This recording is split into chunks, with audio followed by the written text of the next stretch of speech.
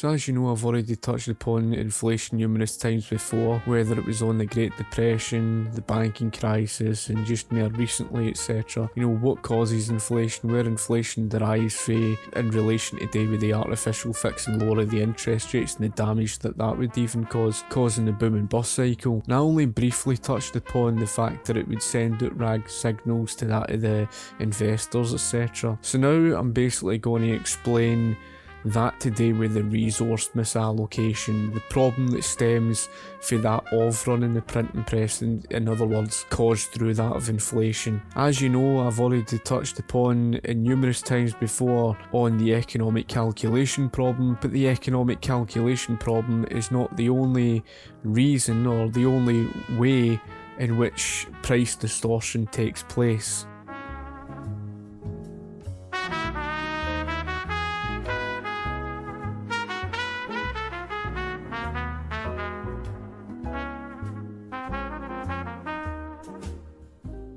First of all, it is so important that you understand profits and losses. They are the two most important pieces of information that you can gather. It's important that you understand prices, and like I say, it's not just down to that of government price controls, but you've also got the issue where due to inflation it creates distortions. Profits and losses, if you're talking about leaving prices be to the market so that there's price fluctuation and prices are determined through consumers' demand, and that is speaking relative today with a free market, for the market itself to determine what your prices are. Profits is the information of consumers' demand, and it's what a lot of people don't understand. Profits is basically conveying to the market what consumers are spending based on. So therefore, the market knows what to produce more, because after all, that's the products that consumers are spending based on. As a result of that information, where they're going to allocate the scarce natural resources. So they know by how much to produce, therefore they know how much of a resource to use and where they're going to allocate it, what they're going to invest in, the most efficient methods of production, how the resources are transported. All of that information is gathered for that of consumers driving profits and losses, driving the information of prices, and that can only be gathered if you're leaving prices be to the market, and that is if you leave the market be. Now this is a very big problem because of course through price distortion, not just through government price controls but through inflation, it's created a resource misallocation problem. So losses is basically the opposite of the profits, of course. So it's conveying to the market what to stop producing. It's conveying that consumers are not spending on those goods, that what to stop investing in, and where you're going to stop allocating scarce natural resources. After all, it's no benefit to a producer to produce more of what they're not selling, because they would be running at a loss. And the goal of any private business owner is to, run at a profit. That is the incentive. That's the goal of any private business owner. And that's why it's so important that you understand profits and losses. It's not just a case of government's price controls that's created a distortion in the market relative to prices, but of course through the central banks creating new money in the economy, basically through the expansion of the monetary supply, that's created the inflation, and the inflation has distorted prices, basically created new money in the economy, and it's created a very problem of resource misallocation, and that is something I'll explain next.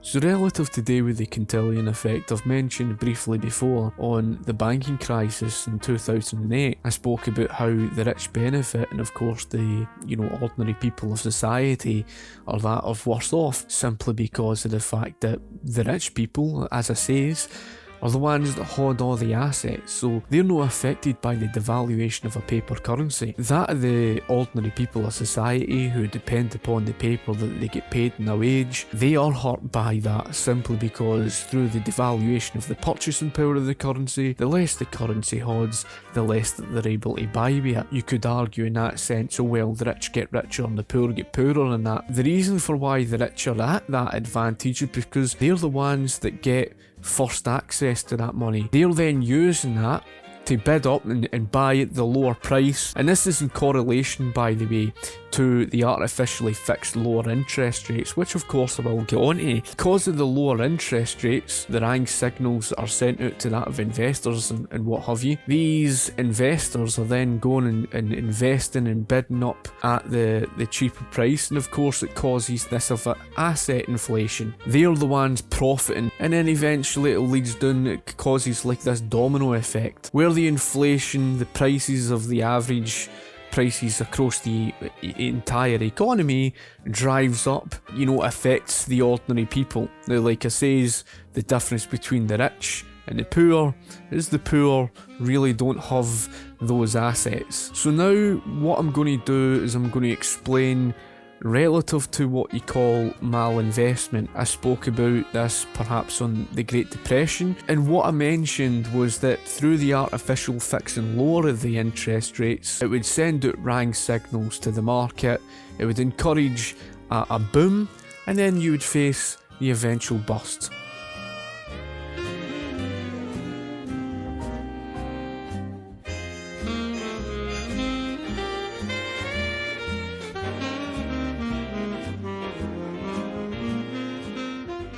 So as I explained before, your interest rates is similar in a sense to that of your average prices in the economy. Again, it's relative to daily signals as important information that you gather. Just like that of prices, higher prices in the market signify a shortage, lower prices in the market signify an abundance. And of course, if you leave interest rates be to an open free market economy, and of course you see fluctuation, your interest rates, if you see a higher interest rate, that's a signal to the market saying, well, there's a shortage of resources and a shortage of savings. Through that of a higher interest rate, that's obviously going to encourage people to save more during that time period and spend less. Whereas a lower interest rate in the market would encourage people to spend more. It would signify that there's an abundance of resources and savings and what have you. That is, of course, if you're speaking about leaving the market be for the market to determine what your interest rates are. And this is the very problem, because through the distortion of the interest rates, through the manipulation of the interest rates, the central banks have been controlling and manipulating them, artificially driving them down or artificially driving them up like they have. It creates what you call price distortion. So it distorts the information of prices in the general economy. And again, you could correlate this with the inflation through the new increase of the monetary supply. So like I mentioned before, when you take an interest rate and you artificially fix the interest rate lower, of course this is what I'm talking about when you speak about artificially. You're speaking about the central bank controlling, manipulating it, forcing the interest rates down, when the real market value of the interest rate, you take for example during the Great Depression, would have been high, signifying there's a shortage of resources and savings, just because you artificially lower the price of borrowing. And of course that's not going to hide the fact, the underlying fact, there was a shortage of resources and savings. It's sending out rang signals then to that of investors through the fractional reserve banking as a direct consequence of that, and driving the inflation up. Sent out rang signals, it's distorted the information of the general prices in the economy. It's not been done naturally, if you understand. And inflation is basically just another hidden form of taxation. That's essentially all it is. As a result of the higher price signal, now of course the higher prices would signify that there's a shortage. What that also means through higher prices is it incentivizes producers to produce more in order to bring the price down. What also the higher price is saying to the market, here is what consumers are in demand of, but there lies the underlying problem. It's not a case that your prices through the laws of supply and demand went up naturally. It never happened naturally. It happened because of inflation. It happened because of a distortion of the market, an interference by government, an interference by central banks, and that has sent out a rang signal to investors at a given time period. And you've got to remember, time preference. Now, time preference is not something you can just argue with. You know, consumer demand in a free market economy, a time preference in different sectors of the economy. Maybe for whatever reason being, there's a time preference for people to go out and buy summer clothing, you know, at that specific given time period. It's how things are. Of course, it's not going to be the same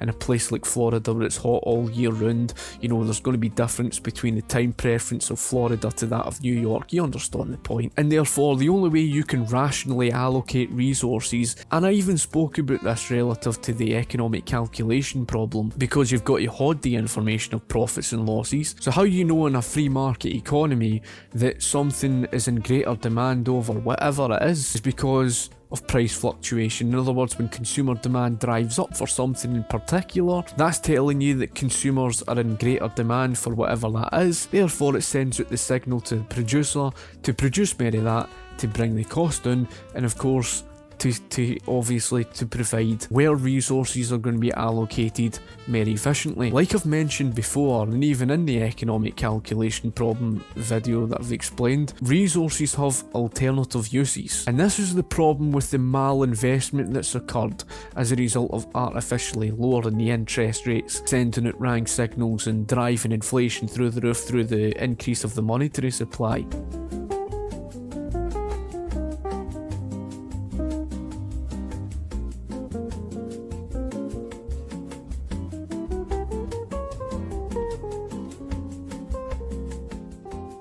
Malinvestment is basically that of a resource misallocation. As I say, it's not just done through that of government's price controls. In this case, it happens as a result of the inflation itself. And when you talk about the artificial fixing and lower of the interest rates, it encouraged the investors to go out and borrow and spend more, sending out wrong signals to them, apparently to stimulate the economy. They would then increase the quantity of the monetary supply. That would then, of course, drive inflation through the roof. But the direct consequence of the inflation is it's destroying the information of profits and losses. So therefore, because the prices of everything is just driving up, so how does the investor know? Well, the investor doesn't. The correlation with that, as I say, is because those closest to the money first, those who had that advantage to get it first, are the ones who spend first. So they immediately have an advantage that they wouldn't have had before. If they were left down to a free market, they wouldn't have any sort of advantage. It's natural, it's real in a free market, relative to do with your time preference. They're naturally left to the laws of supply and demand, and like I said, with alternative uses, are going to go to the correct parts of the market because it's driven through consumer demand, and investors are going to allocate that to those parts of the market. But that isn't how things have occurred as a result of inflation. They've then been able to use that at a competitive advantage to then redirect resources, capital and labour, etc. because of that advantage that they wouldn't have otherwise had. And that's creating malinvestment as they're, reallocating, areas of the market where demand isn't even there. And that's all because of what inflation had caused. Whereas if you left it be to the market, as I say, with alternative uses, the uses of such a resource could have went to parts of the market where demand is there. And you can only tell where demand is through consumers driving what profits and losses are, through price fluctuation. But how can you tell that information now? The average price of everything is driven up unnaturally. Inflation is cancerous to the economy. There you go, I hope that's explained something for you. I hope it hasn't been confusing. If you've got any questions that you would like to ask me, comment in the comment section below, and of course I'll be sure to get back to you. Be sure to like the video, share the video, and of course, like I say, anything you'd like to ask, comment below. Cheers for watching.